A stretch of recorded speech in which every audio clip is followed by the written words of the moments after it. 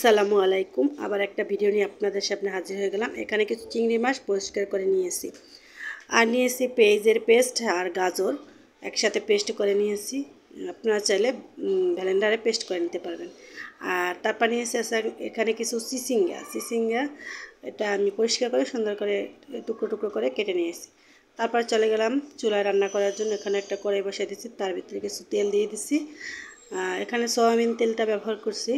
তারপর দিয়ে দেব পেঁয়াজের পেস্ট আর গাজরের পেস্টটা, এই সুন্দর করে একটু ভাজা ভাজা করে নেব নেড়ে। আর এরকম তরকারিটা রান্না করলে পুষ্টিগুণটাও ভালো থাকে, কারণ গাজর বাচ্চারা ওইভাবে খাইতে চায় না, এজন্য এভাবে পেস্ট করে দিলাম। যাই হোক, এখানে কষানো হয়ে গেছে। এখন আমি এর ভিতরে দিয়ে দিলাম চিংড়ি মাছগুলো দিয়ে সুন্দর করে আমি কষিয়ে নেব নেড়ে।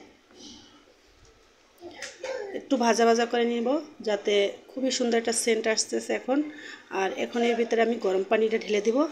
গরম পানিটা ঢেলে দিয়ে গুঁড়া মশলাগুলো দিয়ে দিব। এখানে দিয়ে দিলাম হলুদের গুঁড়া, মরিচের গুঁড়া আর ধনিয়ার গুঁড়া দিয়ে একটু নেড়ে কষিয়ে নিলাম। নেড়ে কষানো হয়ে গেছে। এখন দেখেন একদম পারফেক্টভাবে কষানো হয়ে গেছে, আর সেন্টটাও সেই দারুণ আসতেছে। এখন আমি চিচিঙ্গাগুলো দিয়ে দিব, দিয়ে আবারও নেড়ে সুন্দর করে চিচিঙ্গার সাথে মশলাটা মিশিয়ে নেব। এই যে অল্প দিব আর অল্প নেড়ে মিশিয়ে নেব, তাহলে হবে কি পারফেক্টভাবে মশলাটা প্রত্যেকটা চিচিঙ্গার সাথে মিশে যাবে। এখন আমি সবগুলো ঢেলে দিলাম, ঢেলে দিয়ে সুন্দর করে একটু নেড়ে মিশিয়ে দিব। নেড়ে মিশিয়ে দিয়ে মশলাটা সুন্দর করে তারপরে আমি ঢাকনা দিয়ে কিছুক্ষণের জন্য রান্না করে নেব। এই যে দেখেন একদম পারফেক্টভাবে হয়ে গিয়েছে। এখন আমি ঢাকনা দিয়ে কিছুক্ষণ পর চলে আসলাম। তারপরে দেখেন এই যে একদম পানি উঠে ভরে গেছে, আর এই পানি দিয়ে সেদ্ধ করে নেব চিচিঙ্গাটা। এই যে দেখেন একদম কষানো হয়ে গেছে। আর এখানে 4টা কাঁচামরিচ দিয়ে দিছি, কাঁচা বলতে পাকাই, কিন্তু এমনি কাঁচা শুকনো না। আর দেখতে কিন্তু কালারটা খুবই সুন্দর আসছে। আর এখানে একটু গরম পানি দিয়েছি ঝোলের জন্য, হালকা হালকা ঝোল থাকবে।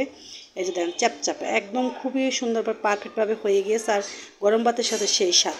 তারপর বিকেলে আবার কি করব, একটু তালের বড়া খাবে বাচ্চারা বললো, তাই একটু পাকা তাল দিয়ে চালের গুঁড়ো দিয়ে একটু বড়া বানাবার চেষ্টা করলাম।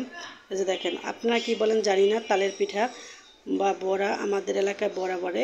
তাল দিয়ে চালের গুঁড়ো দিয়ে নারকেল দিয়ে চিনি দিয়ে বানিয়ে নিলাম। এখন দিয়ে দিলাম চুলার ভিতরে, তারপরে একটু উল্টি পাল্টি ভেজে নেব। যাই হোক, এটা দিয়ে একটু কাজ করতে যেয়ে কালারটা বেশি ডিপ হয়ে গিয়েছে, যাই ব্যাপার না। এই বড়াগুলো খেতে কিন্তু দারুণ টেস্ট। উল্টি পাল্টি ভেজে নিলাম, তারপর আমি এগুলো এখন তুলে নিব, যেহেতু ভাজা হয়ে গিয়েছে আর খুবই সুন্দরভাবে হয়েছে।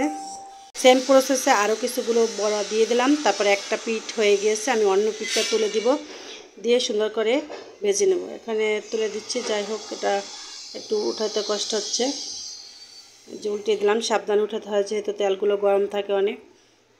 দেখেন, আর এটা আমার 2টা বাচ্চা অনেক পছন্দ করে, গ্রাম থেকে তাল নিয়ে আসা হয়েছিল, এখন নেই।